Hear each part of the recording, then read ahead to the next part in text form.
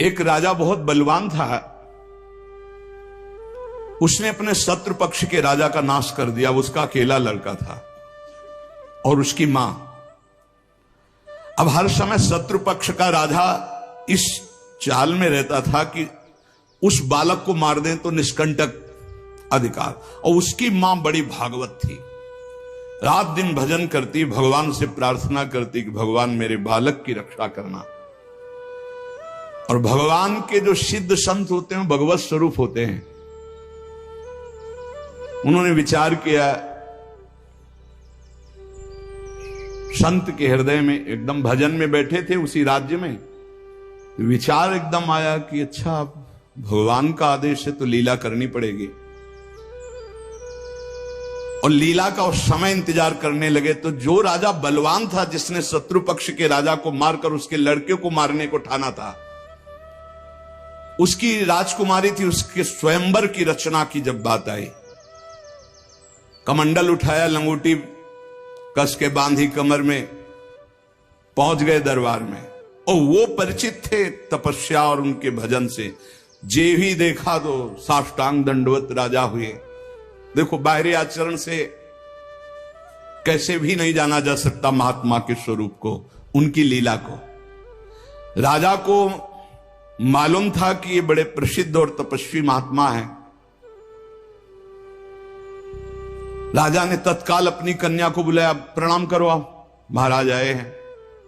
राजकन्या बुलाई गई, महात्मा के चरणों में प्रणाम हुआ। महात्मा ने ऐसे देखा नक्सिक तक और कहा, इस लड़की का तो विवाह हम करेंगे, किसी राजकुमार से न कर देना। राजा तो एकदम होश उड़ गए। पर बहुत वो प्रवीण भी थे, राजा बुद्धिमान थे। तो उनका, महाराज ब्याह तो आपसे ही कर देंगे, आप जैसा सुयोग्य वर कहां मिलेगा। 80 वर्ष की अवस्था, शरीर में झुर्रियां पड़ रही, दूल्हा की पोशाक मात्र में लंगोटी, धन संपत्ति मात्र में लौकी का कमंडल, आप जैसा दूल्हा कहां मिलेगा। कुछ शर्त हैं, उनका आप पालन कर दो। गए, अपने तिजोरी से इतने बड़े बड़े मोती 2 लाए। बोले ये हमारे पूर्वजों के द्वारा एकत्रित किए हुए 2 मोती हैं, 108 मोती ले आओ। पहली शर्त, राजकुमारी का ब्याह आपके साथ। देख रहे थे, हालत देख रहे थे। महात्मा ने कहा, हाँ हाँ 108 क्या होते, ले आएंगे। बोले मोती देख लो। बोले लाओ, जब साथ रहेंगे तो उसी नाप के ले आएंगे। राजा ने सोचा इनको, और बोले महाराज लगन के पहले, क्योंकि लगन निकल गई तो फिर बात कैसे बनेगी। तुम चिंता मत, तुम्हारे कुल की प्रथा पूरी करूंगा और कन्या से विवाह करूंगा। पर एक बात ध्यान रखना, अगर विलंब हो जाए तो किसी के साथ पाणिक ग्रहण नहीं कर देना, नहीं तो जो आज्ञा। दूसरे से ब्याह की सोचना भी मत। अब राजा ने कहा जैसी आज्ञा। उन्होंने सोचा महात्मा मोती लेके जाएंगे, 2-4-6 दिन घूमेंगे, निराश होकर वापस हो जाएंगे। उनको क्या पता था कि जो भगवान के दास होते बड़े जिद्दी स्वभाव के होते हैं। अब वो ऊंचे दर्जे के सिद्ध महात्मा हाथ में मोती लिए हुए पहुंचे। विचार किया कि यार मोती किससे मांगूं, किससे खोजूं, कहां जाऊं। तो उनका समुद्र को रत्न गर्भा कहा गया, क्योंकि समस्त रत्न है, रत्नाकर है, सब रत्न उसमें विराजमान। समुद्र से सीधे मांग लेते हैं चल के। गए, ध्यान आया कि 3 दिन तक भगवान राम जो है उपवास करके बैठे रहे, नहीं आया तो हम तो 30 दिन बैठे रहेंगे तो नहीं आएगा, क्या करें। तो लौकी का कमंडल था, कमंडल उठाया, उलीचने लगे। 1 दिन 2 दिन 3 दिन लगातार, और खूब नाम जप भगवान का, और हर कमंडल में नाम जप करके, मंत्र जप करके जल उलीचने लगे। नाम का प्रभाव समुद्र के हृदय में जलन पैदा हो गई। समुद्र एक साधारण पुरुष के रूप में पीछे से आवाज की, बाबा ये क्या कर रहे हो। समुद्र को खाली कर रहे हैं, और क्या कर रहे हैं। बोले तुम्हारे लौकी के कमंडल से समुद्र खाली हो जाएगा। बोले मजाक करो मत करो, एक महात्मा ने चुल्लू में पी गए थे, अगस्त जी चुल्लू में पी गए थे, ज्यादा हमको चैलेंज मत करो। समुद्र डरा, बोले उलीच काहे के ले रहे हो तुम, हमें बता सकते हो? बोले सुना है रत्नाकर है, बड़े बड़े रत्न है समुद्र में, हमें 108 मोती चाहिए। बोले अगर मोती मिल जाए तो समुद्र उलीचना बंद करो, काहे को मेहनत करेंगे हम।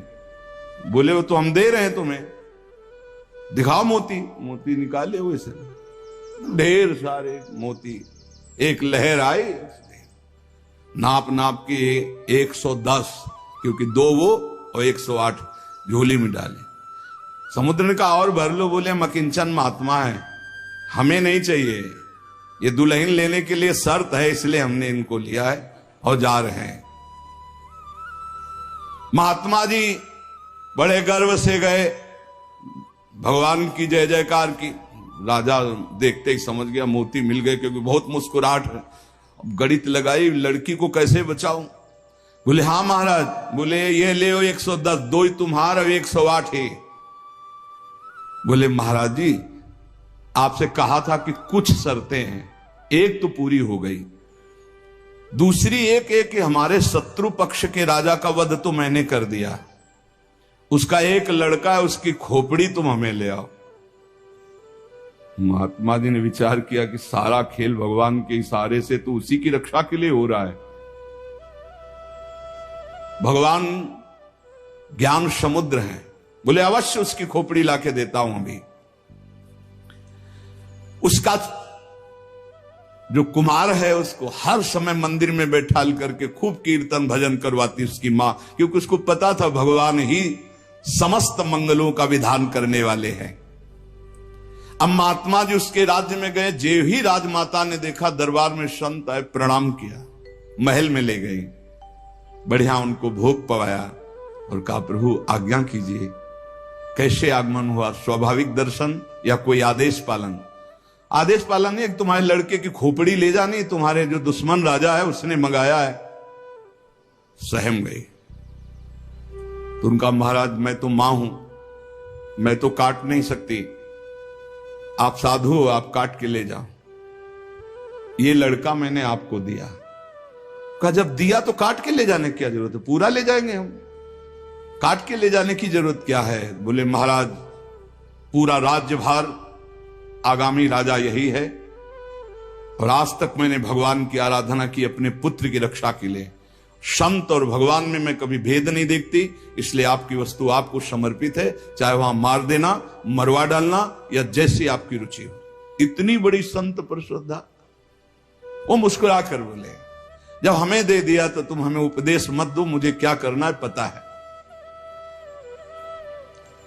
महात्मा जी गए, बोले राजा तुम सर मांग रहे थे, हम पूरा लड़का ले आए, पर ध्यान रहे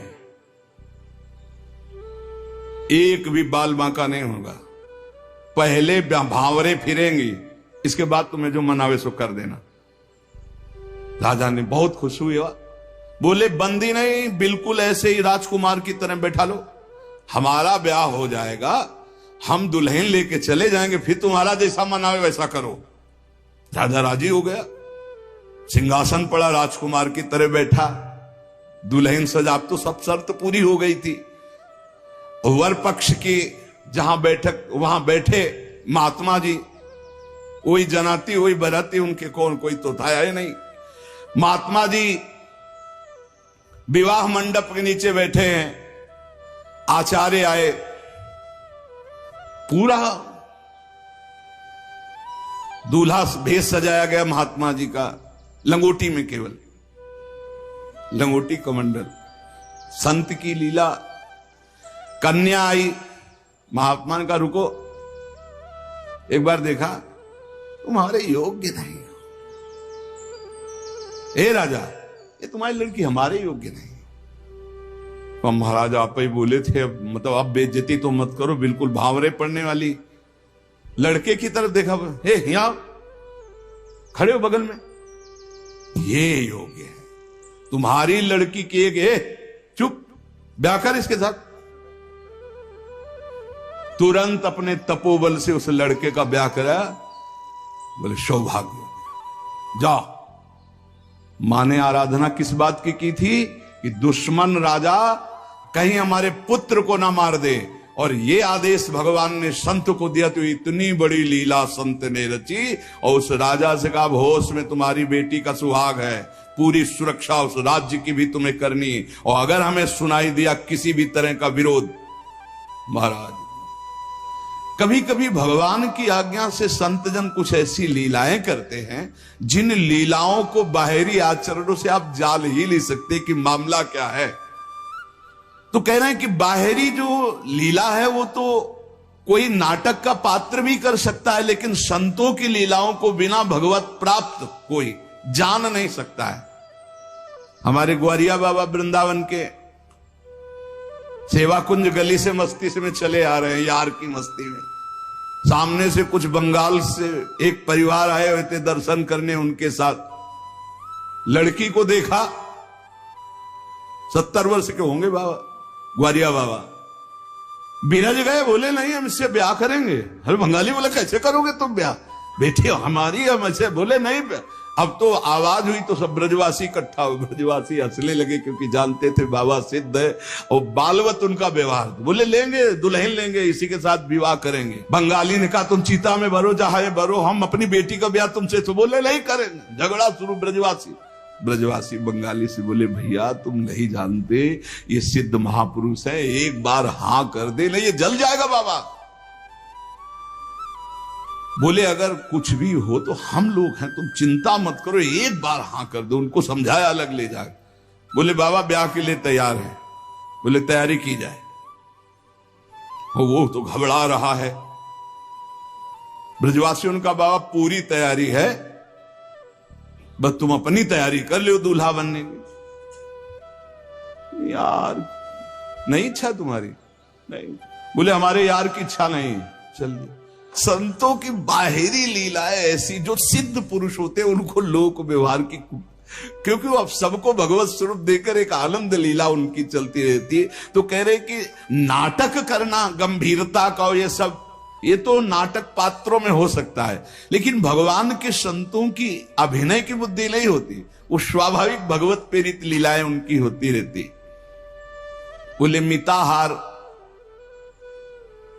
आधा किलो देसी घी, किलो 1.5 किलो रबड़ी, आधा किलो 1 किलो दाल सब्जी, ऐसी रोटी बीता से ना पी जाए। जब कोई देखे है चल उधर देख, अब प्रसाद पाए। संतों की तो लीलाएं जान नहीं सकते। 10 ग्राम संख्या एक बीजा में मर जाए। जो भगवत प्राप्त महापुरुष है उनकी अलग अलग लीलाएं होती हैं। इसलिए कह रहे जो सिद्ध पुरुष है उनको बाहरी आचरण, अगर वास्तविकता आपको देखनी साधुता की तो मुमुक्षुता में देखिए, या जो साधक तन्मयता पूर्वक भजन में लगे उनको देखिए। सिद्ध पुरुषों से आप पहचान नहीं सकते कि किस कोटि के महापुरुष हैं। संत आंतरिक क्षमता से युक्त होते हैं। क्या भक्ति से ऐसी ऊंचाई प्राप्त होती? ज्ञान से और भक्ति से, दोनों से ऊंचाई प्राप्त होती है। या कोई ज्ञान मार्ग का उत्तम पथिक या भक्ति मार्ग का उत्तम पथिक। अज्ञानी पुरुष तो समझ ही नहीं सकता संत महापुरुषों की चेष्टाओं को। तो क्या अपने को सबसे श्रेष्ठ समझते हैं संत? नहीं नहीं नहीं, सबको अपने से श्रेष्ठ समझते हैं भक्ति के संत, और सबको आत्मस्वरूप समझते हैं ज्ञानी संत। अपने से सबसे श्रेष्ठ समझते हैं भक्त सिद्ध संत। सो अनन्य गति जाके असमति न टरे हनुमंत, मैं सेवक सचराचर रूप स्वामी भगवंत। मैं सेवक हूं, चराचर जगत मेरे भगवान का स्वरूप है, ये सिद्ध भक्त का। और जो ज्ञानी होता है वो सर्वम खलमिदम ब्रह्म, वो ब्रह्म स्वरूप अपने आत्मस्वरूप का अनुभव करके नानात्व का विस्मरण कर देता है। भक्त समस्त विश्व के लिए भजन करता है। देखो साधक अपने लिए भजन करता है, सिद्ध किसके लिए भजन करता? विश्व के लिए। सिद्ध पुरुष का तन मन और भजन, ये प्रत्येक चेष्टाएं जगत मंगल के लिए होती है, उनका अपने लिए कुछ नहीं होता। जैसे साधक परेशान रहता, मेरा कल्याण हो जाए, उसके लिए भजन साधन कर, सिद्ध पुरुष का नहीं। उसकी सारी भजन साधन की चेष्टाएं, सब जितना दिनचर्या है वो जगत मंगल के लिए होता है, सब पूरे संसार को देते रहते, तुम्हारा मंगल हो, तुम्हारा कल्याण हो।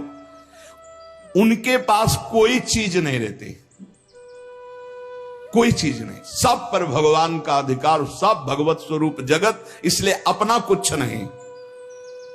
बड़ा ऊंचा भाव होता है भक्त का, जो सिद्ध महापुरुष होता है। जब तक देखो संतों की चेष्टाओं को नहीं जान पाओगे, उनका जो भाव होता है बड़ा विचित्र होता है। एक नाव में बहुत से लोग बैठे हुए थे, संत भगवान भी बैठे हुए थे, आराम से नाव चली जा रही थी, सब इधर उधर की बातें कर रहे थे। संत तो एक उन्मत्त अवस्था में। नाविक ने कहा, सावधान, नाव भंवर में फंस रही है, अब डूबने वाली है। संत भगवान का कमंडल था, फौरन ढक्कन हटाया और भर भर करके नदी से पानी नाव में डालने लगे। अरे वो ये क्या कर रहे हो? किसी की नहीं सुन रहे थे, 10-12 कमंडल तो डाल ही चुके थे। इतने में नाविक ने कहा, भगवान की कृपा से नाव भंवर से निकल गई, बचने का संकेत है। जो कमंडल से डाला था बाहर फेंकने लगे। सबने पक्का समझ लिया, जब डूबने वाली थी तो नदी से पानी डाल रहे थे, और जब बचने वाली है तो नाव से बाहर डाल रहे थे। वे पागल दिमाग के हैं, लेकिन वो नाविक बहुत से संतों को पार किए थे। तुम मत करना ऐसा, ये सिद्ध पुरुषों की बात कह रहे हैं। हाँ, जो कि हम भी सिद्ध ही दिखाने के लिए ऐसा कुछ करें तो पिट जाओगे। वहां सिद्धों की एक अलग भागवतिक महिमा भी होती है। बाहर गए तो सब चले गए थे, उसके बाद साष्टांग प्रणाम किया। नाविक ने कहा, महाराज जी इतना तो आप कृपा करके बता ही दीजिए, क्योंकि मैं प्रायः संतों को यहां से पार करता रहता हूं, तो संत कृपा हम पर है। आपके देखने से लगता है कि आप भजन में उन्मत्त रहते हैं। फिर आपकी चेष्टा मेरी समझ में नहीं आई। जब मैंने कहा नाव डूबने वाली तो आपने नदी से पानी इधर, और जब मैंने कहा बचने वाली तो नाव से नदी में डालने लगी। इसका मतलब क्या था? तो उनका जब हमें यह पता चला आपके मुख से कि भगवान डुबोना चाहते, तो हमने कहा भगवान की इच्छा में 10 कमंडल हमारे, तो हम डालने लगे। जब कहा बचाना चाहते, तो हमने सोचा भगवान जब बचाना चाहते तो हम भी सहयोग करें। तो जो डाला था वो बाहर कर दिया। जोई जोई प्यारो करे सोई मोई भावे, भावे मोई जोई, सोई सोई करें प्यारे। जो इस सिद्धावस्था को प्राप्त है वो भगवान की रुचि में रुचि मिला के चलते हैं। ऐसा आप मत करना, वो सिद्धों की अलग लीला होती है। तो यहां कह रहे हैं जो भक्ति में जो परिपक्व महापुरुष है, वो सारे जगत को भगवत स्वरूप मानकर अपने तन मन भजन के द्वारा सबका मंगल करते रहते हैं, सबका हित करते रहते हैं। संतों में भागवती का आवेश होता है, वो बनावटी नहीं होता, भागवती का, उससे जगत मंगल होता रहता है। बनावटी खूब गड़ छोल करके वचन बोलना, खूब लच्छेदार भाषण करना, ये तो बुद्धि की दरा से हो सकता है। लेकिन जो संतों में एक भागवतिक होता है, उसी से जगत मंगल होता है, उसी से जन कल्याण होता है। उसमें टुटका और जंतुर और कलावा और राख हो, इनकी कोई जरूरत नहीं होती। उनकी दृष्टि मात्र से, वचन मात्र से जगत मंगल होता है। मुद मंगलमय संत समाजू, जो जग जंगम तीर्थ राजू। चलते फिरते साक्षात तीर्थराज हैं, जो दरस परस अघनाश बास निज संग करो दिन। जिनके दर्शन मात्र से, स्पर्श मात्र से बड़े बड़े पाप नष्ट हो जाते हैं, ऐसे भगवान के प्रेमी संत जन होते हैं। तो क्या जैसे अज्ञानी मनुष्य को देह में ममता होती है, आसक्ति होती है, वैसे क्या संतों को भी अपनी देह प्यारी होती है? वैसा कि मैं पुरुष हूं और ऐसा अभिमान होता है? बोल के बिल्कुल नहीं। विशुद्ध ज्ञान और विशुद्ध प्रेम में मिट जाता है, बिल्कुल नहीं रहता। एक बार यही प्रश्न किया था एक भैरव सिद्ध करने वाले ने आद्य गुरु भगवान शंकराचार्य जी से जाकर कि आपका ब्रह्मबोध होने के कारण शरीर से कोई राग नहीं है? बोले नहीं। बोले हम आपकी गर्दन उतार के ले जाए, हमारी भैरव यज्ञ पूर्ण हो जाएगी तो मैं सिद्ध हो जाऊंगा, क्योंकि आपको शरीर से कोई राग तो है नहीं, मिथ्या है आपकी दृष्टि में। बोले पक्का। पर अभी जो उतारोगे तो शिष्य लोग हैं, ये तुम्हारा हित कर सकते हैं। कल 4 बजे आना, यहीं पीपल के नीचे मैं ध्यानस्थ दूंगा, सर उतार ले जाना। वो 4 बजे आया अस्त्र लेकर। स्वामी नरसिंहाश्रम जी महाराज गंगा स्नान कर रहे थे। एकदम आवेश आया, हुंकार भरी दौड़ते हुए आए और वो पहुंच भी नहीं पाया था, उठा के पटक दिया और नाखूनों से उसे फाड़ दिया।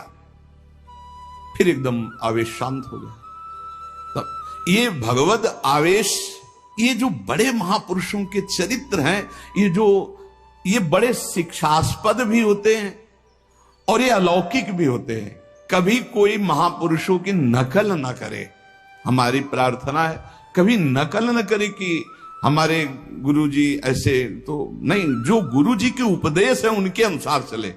बड़े सिद्ध महापुरुषों के बड़े विचित्र विचित्र लीलाएं होती हैं।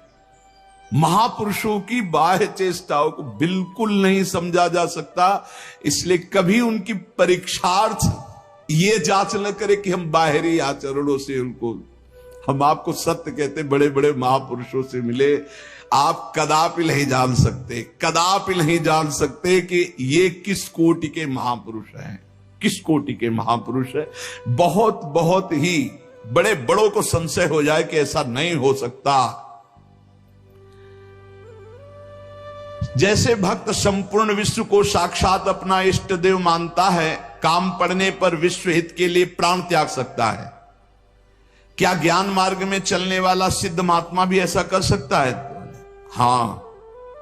पहली बात तो उसकी दृष्टि में देह का, ऐश्वर्य का मूल्य ही नहीं है, तो उसको समर्पित करने में क्या देर लगेगा। अतएव अगर सुख पहुंचाने की जरूरत पड़े जगत को, तो ज्ञानी महात्मा अपने प्राण दे सकता है, जैसे भक्त अपने प्राण दे देता है। क्या ऐसे सिद्ध महापुरुषों के आचरण अनुकरण करने चाहिए? हां, जो आचरण उनके उपदेश से मिलते हो। सच्ची मानिए बहुत मुश्किल है। जो बड़े महापुरुष, शुद्ध महापुरुष, भगवत प्राप्त महापुरुष है, बहुत मुश्किल है, क्योंकि जब तक शरीर भान रहता है, जब तक साधना रहती, तब तक आचरण आप देख सकते हो। बहुत सावधान, अगर वैराग्य देखना है तो साधक में देखिए, और तितिक्षा और ज्ञान मार्ग की चढ़ाई देख ली तो मुमुक्षता में देखिए। न ज्ञान सिद्ध और न भगवत भक्ति के सिद्ध महापुरुषों में आप उनको फिर पहचान नहीं सकते, फिर नहीं पहचान। बड़ा विचित्र खेल है। आचरण वही महापुरुषों के अनुकरणीय है जो उनके उपदेश से मिलते हो। केवल आचरण जो उपदेश से मिलते हो बस पकड़ लीजिए, उनके सब आचरण अनुकरणीय नहीं है। एक एक उनके आचरण आपको भगवत प्राप्ति करा सकते हैं, पर वो आचरण जो उनके उपदेश से मिलते हों, बिल्कुल आप लोग बिल्कुल समझ ही नहीं सकते हैं, नहीं समझ सकते। हमने देखा है महापुरुषों को, पर उनके साथ बिल्कुल ऐसे रहा जाता है जैसे बच्चा, बालवत। जैसे छोटा बालक घरौंदे बनाता है, खेलता है, कुछ मिनट में बिगाड़ कर चल देता है। महापुरुषों की बड़ी विचित्र गति होती, इसीलिए लिखा है मात संगस्त दुर्लभ हो। फिर एक शब्द लिख दिया देवर्षि नारद जी ने, अगम्य, आप निर्वाह नहीं कर सकते हो, अगर कर ले गए तो अमोघस्य, निश्चित भगवत प्राप्ति, निश्चित भगवत प्राप्ति। एक बार महाराज चक्रवर्ती सम्राट मरुत शौ यज्ञ का अनुष्ठान किया। शौ यज्ञ करने वाला देवराज इंद्र का अधिकारी हो जाता है, जो पद है वो। देवराज इंद्र ने सोचा कि अब कैसे रोका जाए, तो उन्होंने वशिष्ठ जी से सीधे जाके, तो वशिष्ठ जी खड़े होकर आदर किए, क्योंकि त्रिभुवनपति देवराज इंद्र देवताओं के। देवराज इंद्र ने कहा हम यज्ञ के लिए तुम्हें आचार्य रूप में, तो उनका मरुत ने पहले मुझे स्वीकार कर रखा है क्योंकि मैं उनका कुलगुरु हूं। तो उनका मनुष्य की स्वीकृति से ज्यादा देवताओं की स्वीकृति होती है। मैं देवराज हूं, मैं आपसे निवेदन कर रहा हूं कि मैं आचार्य पद में आपको स्वीकार करता हूं, क्या यह शास्त्र सम्मत नहीं है? उनका ये तो शास्त्र सम्मत है, पहला अधिकार आपका ही है, आप यज्ञ भोक्ता देवता, इसलिए मैं स्वीकार करता हूं आपका आचार्य पद यज्ञ कराने मात्र के लिए। वैसे देवताओं की कुलगुरु तो भगवान बृहस्पति देव हैं। इस ईर्ष्या कि कहीं ये 100 यज्ञ पूरी न। अब महाराज मरुत को जवाब दे दिया कि हम नहीं करा सकते। संकल्प पूर्ति महापुरुष इस पर बहुत ध्यान देते हैं कि जो हमने नियम लिया उसकी पूर्ति हो। मरुत जी व्याकुल हो गए और संत सेवी थे। एक दिन देवर्षि नारद जी आए भगवत प्रेरित। देवर्षि नारद जी से अपनी व्यथा बताई कि हमारा तो सर्वस्व लुट गया, हमारे आचार्य को ही देवराज इंद्र ने अपने पक्ष में कर लिया और उन्होंने मना कर दिया, अब हमारा संकल्प अधूरा रहे। तो बोले तुम्हें बताएं, एक महात्मा है जो तुम्हारी यज्ञ करा सकते हैं, इस समय काशी में है और उनका नाम संवर्त ऋषि है और वो बृहस्पति जी के भाई है, पर वो रहते हैं प्रच्छन्न वेश में, अवधूत वेश में। अगर वो स्वीकार कर लिए तो ही यज्ञ हो सकती, नहीं त्रिभुवन में अब कोई यज्ञ वेत्ता नहीं है जो आपकी यज्ञ करा सके, क्योंकि देवराज इंद्र जब वशिष्ठ जी को अपने में, तो फिर अब कोई वो करा सकते हैं। मरुत ने अपने संकल्प की पूर्ति के लिए कहा मैं पहचानूंगा कैसे? बोले उनको घृणा है तो सिर्फ सबसे घृणा है और रोज 24 घंटे में एक बार विश्वनाथ जी के दर्शन करने जाते हैं। तो विश्वनाथ जी के मार्ग में आप 100 रख देना, जो अवधूत विचक करके भागता नजर आवे तो जान लेना वो महाराज संवर्त ऋषि हैं। ऐसा ही किया महाराज मरुत ने। दिन भर इंतजार करते रहे, देखा एक पागल जैसे प्रच्छन्न ऋषि, जो ही देखा 100 तो भाग करके दूसरी तरफ पीछे भागे मरुत जी। अब वो समझ गए कोई मेरा पीछा कर रहा है तो भागे गंगा के किनारे की तरफ, पेशाब करके ऊपर फेंक देना, थूक देना, ईंट मारना, रज मारना, ऐसे सब। वो कुछ नहीं, विचलित नहीं हुए, हाथ जोड़े भागते ही रहे। एकांत में गए, बोले क्या चाहते हो?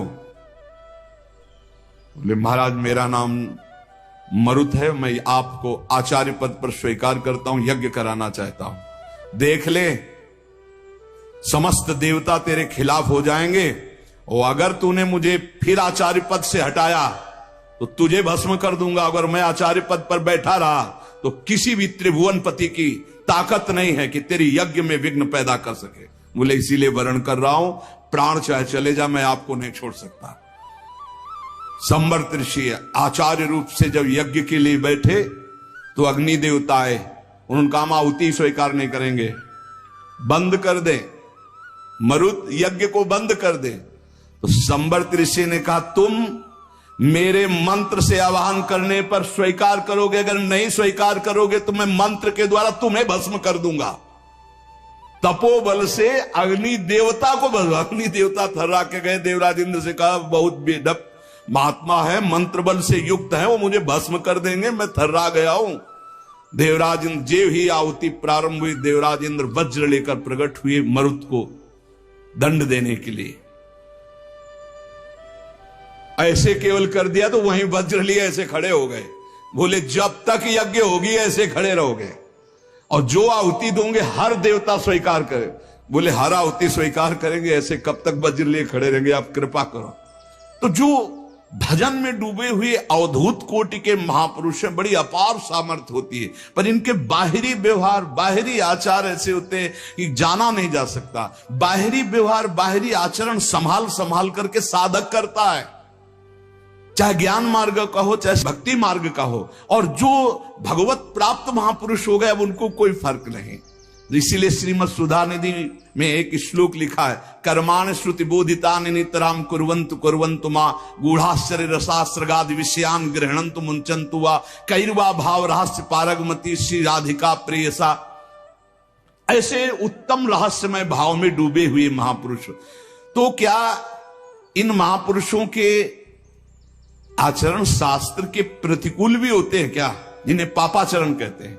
कदापि नहीं, क्योंकि सिद्ध ही हुए हैं शास्त्र अनुकूल आचरण करके। पापाचरण नहीं होते पर बड़ी उनमें दिव्यता होती। जैसे आद्य गुरु भगवान शंकराचार्य जी ने मछली ऐसे खाई तो कुछ शिष्यों ने पाली। भक्तमाल जी में भगवान शंकराचार्य जी के पावन चरित्र में लिखा हुआ है, जब आगे चल करके गला हुआ कांच पीने लगे, अब सब चुप थे, बोले पियो। ऐसे किया तो जीवित मछली निकले। अब वो महायोगी जो सिद्ध पुरुष हैं उनकी होड़ हम थोड़ी कर सकते हैं, उनके द्वारा जो आचरण हो रहे हैं कोई पाप थोड़ी हो रहे हैं। अब कह दे कि उन्होंने मछली खाई हम भी पाल, अब वो जब ऐसे किए तो सब लीवर में फंस चुकी थी और वो जिंदा निकाल दिए। तो महापुरुषों के आचरण जो उपदेश से मिलते हो उनको हम बाहरी कैसे जाने कि ये संत हैं जिनसे हम जुड़ करके अपने जीवन को सार्थक करें। पहला, जिनके जीवन में किसी भी से द्वेष नहीं है, किसी भी से द्वेष नहीं, किसी भी से द्वेष नहीं। चराचर जगत में सेवकवाणी हरिवंश नाम लीन जे अजात शत्रुते सदा, उनके हृदय में किसी के प्रति शत्रुता नहीं। पहला लक्षण है किसी से द्वेष नहीं। मानो आपसे नाराज हो गए तो द्वेष पूर्वक नहीं नाराज हुए, आपको सद आचरण बताने के लिए, सद में प्रतिष्ठित करने के लिए आप फिर थोड़ी देर बाद मिले, फिर आपको मुस्कुराते मिलेंगे। यह नहीं हो सकता कि उनके अंदर द्वेष हो जाए। वो एक ऐसे उबाल आई है आपके कल्याण के लिए, वो आपको डांटा, आपको सही मार्ग बताया, फिर जब आप मिले फिर वैसे मृदु स्वभाव से मिलेंगे। कोई उनके अंदर द्वेष नहीं होगा। और द्वेष जिसके अंदर होता है तो सालों चलता है, पूरे जीवन भर चल जाता है, देखते ही जल जाएगा वही आदमी है जिसने ऐसा। दूसरा, उनका सबके प्रति प्रेम भरा व्यवहार होता है। संतों का सबके एक होता बनावटी प्रेम तुमसे कुछ लेने के लिए, और एक होता निरपेक्ष प्रेम जो भगवत दृष्टि में होता है, उसमें चिपकाव नहीं होता। ध्यान रखना, माया का चिपकाव नहीं होता, उसमें मीठे वचन चाटुकारिता नहीं होती जिसको आप समझते हो कि सांसारिक प्यार नहीं होता। उनमें निरपेक्षता होती है और भगवत भाव वाला प्यार होता है। तीसरा, उनके अंदर भेदभाव नहीं होता अपना पराये का। पर आप पीछे सुन चुके हैं, विशेष प्रियता, विशेष श्रद्धा, विशेष समर्पण वाले के प्रति दिखाई देगी। वस्तुतः उनके हृदय में समता है पर दिखाई देगा ऐसा। जो विशेष श्रद्धा और विशेष समर्पण, तो वहां विशेष पक्षपात दिखाई दे। जैसे भगवान समूहम सर्वभूतेषु, लेकिन भक्तों में पक्षपात करते दिखाई देते हैं, द्वेषियों का वध करते दिखाई देते हैं। है तो सम, लेकिन भक्ति ने उनको भगवान के हृदय में पक्षपात प्रकट कर दिया। ऐसे ही संत सम है, आपका समर्पण और आपका प्रेम पक्षपाती बना देगा उनको। भाव अंदर से समर्पित सबके प्रति, भेदभाव रहित।